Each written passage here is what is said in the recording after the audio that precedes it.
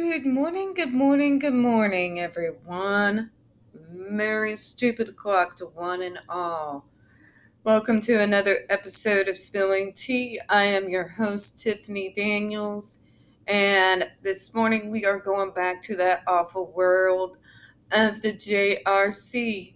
Now, before we go ahead and get going this morning, as usual, the usual disclaimers for anyone who is coming into this channel new. So, first off, you are going to find the link to the massive report we are walking through today right there in the description box. Also, for those who have zero idea what I'm talking about when I say the words JRC or the Judge Rotenberg Center, please go to the description box. There is a video that goes over everything in a brief 15 to 18 minute synopsis. Also, folks, there is the massive Autistic Hoya's massive archive on the subject. Please click on that link. I always have it as the second to the first here in the description box. We also have the templates from the Autism Self-Advocacy Network, also known as ASAN. So if you are new, folks, all you need to do when you click on those templates is fill out your name, click on your senator. It does take less than 2 minutes.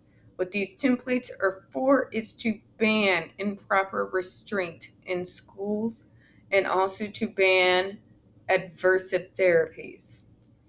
Now, brief definition of adversive therapies real quick. Adversive therapies are punishments for particular behaviors. So anything that you might see that is normal for an autistic, such as stimming, hand flapping, or in my case, apparently my crime is when I twist the ponytail holders around my wrists, that is considered a punishable behavior. And through aversive therapy, that can be in form of painful electric skin shocks, but you'll learn about watching more of these videos. It could be food deprivation. It could be sleep deprivation. There's different kinds of adversive therapies out there. They're abusive and they need to be banned. Also, folks, we have the change.org Shut the Judge Rotenberg Center Down petition. These folks are slippery bastards, and they have manipulated the media, their state, their judges for more years than I care to count, and they always seem to be able to get away with everything, even the very few times that they manage to actually get caught. The only real protection these kids have, the only way I could see of them actually getting away from these guys is to go again and shut the place down. So please sign that petition, get it shared out on your social media. All right, and also, trigger warning. Newcomers to the channel, I want you to especially listen to this if you watch this video today. When we're talking about the Judge Rotenberg Center, you're going to hear vivid descriptions of and sometimes see clips from video surveillance footage of people with disabilities being tortured and abused. If you have young children present, please absolutely use your headphones. Also, it is 4:10 a.m. in the morning. It is stupid o'clock, which usually means my brain has not entirely kicked in yet. And that wonderful thing that comes with autism where I stumble over my words is a thing. Especially before my second dose of caffeine in the morning. So if I stumble over any of my words, my apologies in advance. Now, we are going back to where we left off yesterday. That is the GED and restraint administration. This should be interesting. I'm going to try really, really hard not to just litter this video with explicitives. So, wish me luck. Positive vibes, everyone. Alright. Issues identified following the 2007 incident. Oh, here we go. Square shoulders. See what this report has to say here. At the time of the 2007 incident, staff failed to follow any GED verification procedures, as the caller instructed them to bypass these procedures, claiming that the caller said he had obtained pre-verification from the student's clinician and the JRC administrative staff. Okay. On the same token, Judge, do you remember where it talked about what the staff can be counted against them in regards to infractions? And then you're wondering why they're not questioning someone they thought was an authority.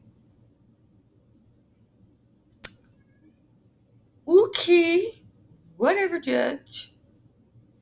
When you have an infraction for literally just chewing gum when on the job, and then you're going to wonder why they weren't going to rock the boat, just saying.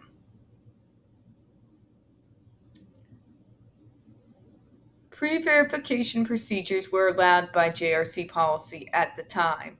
Staff believed that the JRC senior administrative staff had the authority to override all GED verification procedures for any student.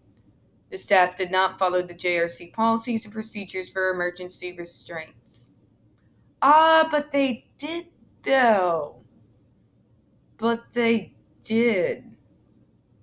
You can sit there, Judge, and tell me all day long they did not follow JRC procedures, but they followed their orders to the letter.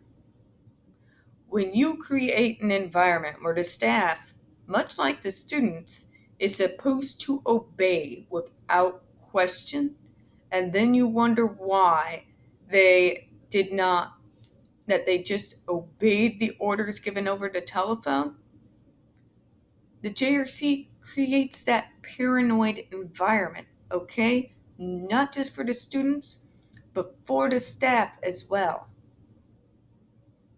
Just saying. Moving on. Staff did not question the reasonableness of the directives and information given by the caller. Oh, for the love of Pete. Let's talk about this here. None of anything that the JRC does, Judge, is reasonable in any rational, logical mind that has half a heart and at least a quarter of a working brain cell. Adversives do not work any more than spanking a child works. We need to get out of this mentality. Folks, we're relying on judges from back in the old days where spanking was still a thing to correct behavior. We all know now that it doesn't. Not really. Except for maybe a short period of time.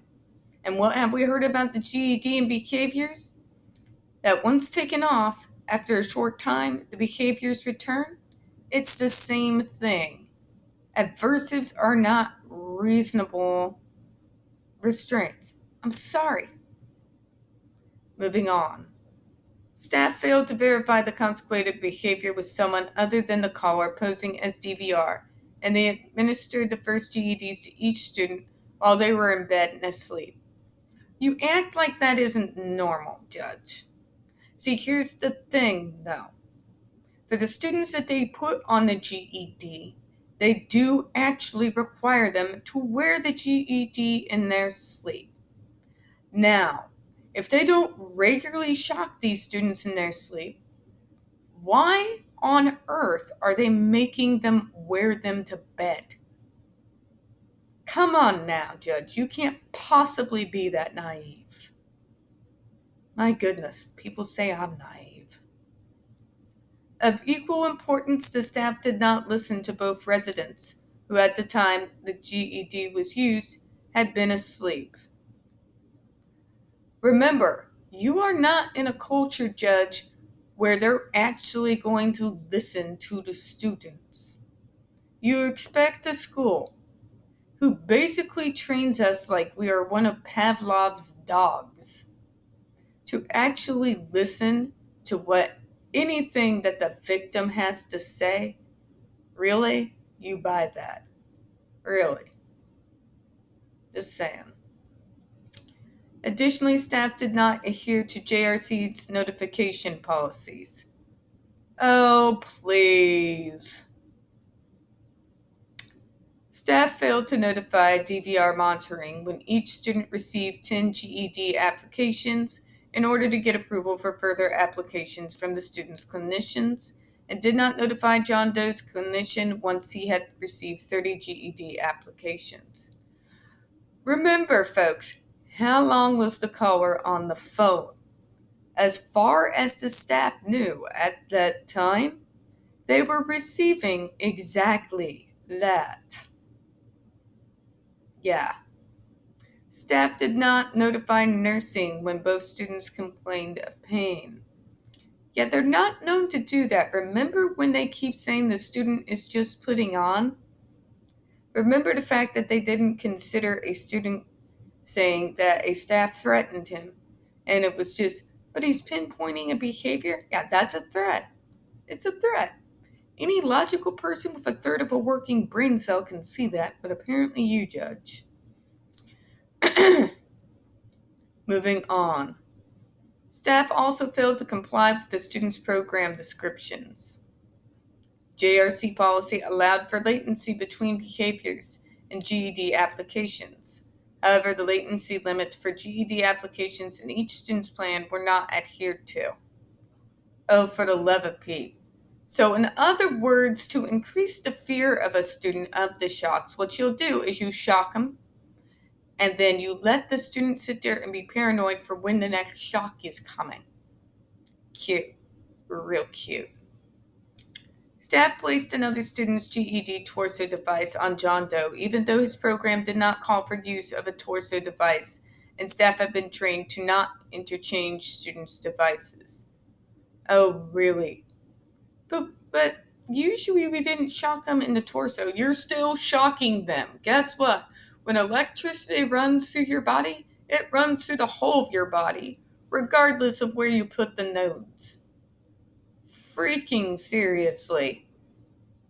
See, this is why we don't put people who have nothing but 3 weeks of basic training into a job like this. They have no medical training whatsoever.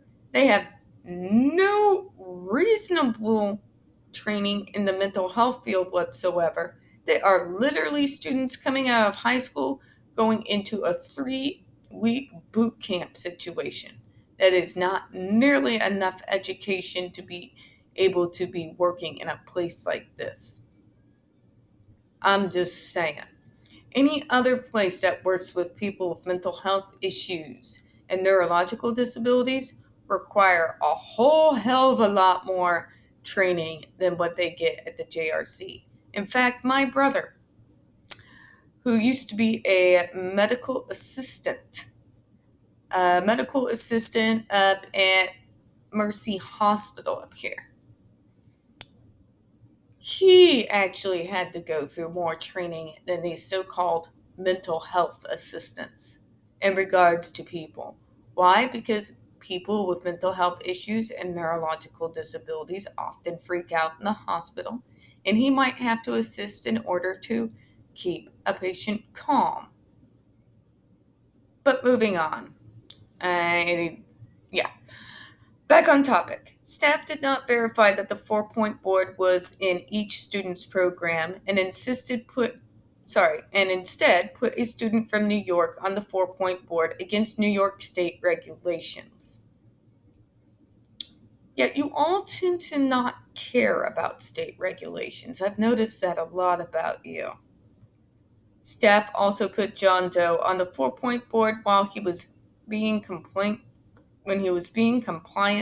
and was not displaying any aggressive or dangerous behavior. In other words, like most of us when we are traumatized, he was just doing what he was told so that he wouldn't be getting hurt. Yeah, great. You literally beat us into submission. And I'm not supposed to believe that that's abusive behavior because the court says it's okay. And people wonder why I don't have absolute blind trust in the legal system. Moving on. After investigating the incident, the state agencies recommended that the JRC meet with licensing agencies to ensure that the policies regarding restraint documentation are in line with state and federal guidelines, regardless of whether there is court authorization for restraint. Mm. See, federally, treatments like this are banned. It is absolutely mystifying to me how on earth the state of Massachusetts keeps getting away with this, especially when you have students coming in from completely different states. But I digress. During the applications in August 2007, staff failed to count the correct number of GED applications to John Doe. Staff failed to verbally identify or pinpoint behaviors for each GED application and did not rotate the electrodes after every GED application. Oh, for the love of. Oh, my. Okay. So, first off, you want them to count.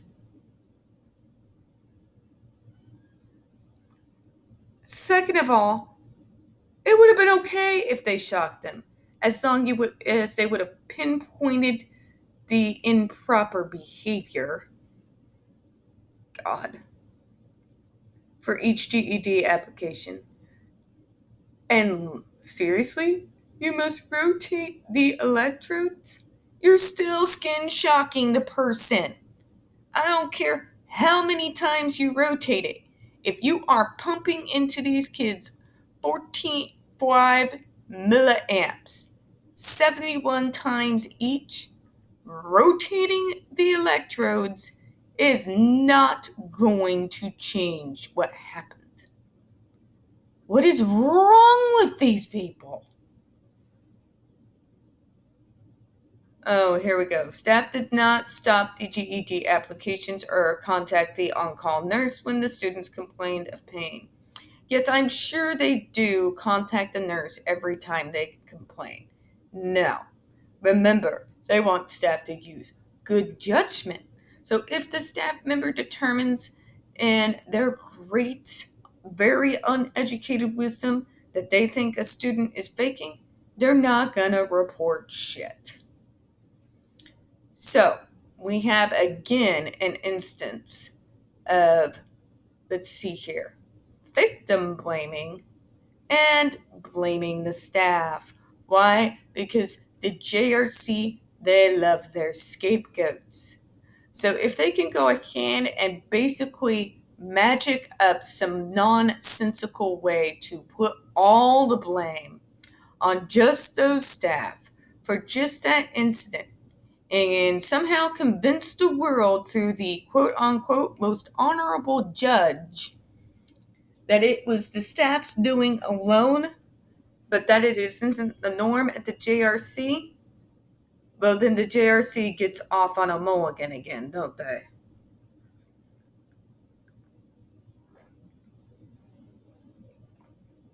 You want, so they're giving you the scapegoat here as the staff. They're trying to make you think that overuse is rare. It's not. And most of all, the judge is trying to convince you throughout the entirety of this entire report. A, behavioral methods are useful when treating people with autism. They're not. It's ridiculous. Number two, they're trying to convince you that these students need these types of treatment, as we've heard so many times, and they justify it by identifying us with criminal behavior. They use it by trying to say we're the worst of the worst. And in the good majority of the cases that we heard, that is not the case at all. And the fact of the matter is, even if it was, we have people in jail and all across the country. We have war criminals who have been far more aggressive and far more dangerous to have out society than these kids. And yet, we don't see fit to use these applications on them. Why? Because they are inhumane. So tell me, if it is inhumane for some of the worst serial killers, murderers, rapists, and pedophiles, why is it not inhumane to use it on disabled people? I want you all to think about that. I want you to seriously think about it. All right. And with that thought, folks, we're going to close out for this morning. We don't get very many views on this channel, especially on this subject. The few that we do tend to get removed from time to time. So, folks, please don't forget to hit that like button. Hit subscribe. Don't forget to hit the comments. Feed that algorithm. I do appreciate your time this morning. We wish you a happy Saturday. My weekend won't start till Monday, as you know. Please don't forget to come by the channel. It's going to be 4:30 p.m. Central Standard Time, 5:30 Eastern Standard Time, 10:30 UK time, where we will be going live on my channel for open chat. I do appreciate your time this morning. And as always, we here at Spilling Tea hope you have a good one. Bye-bye.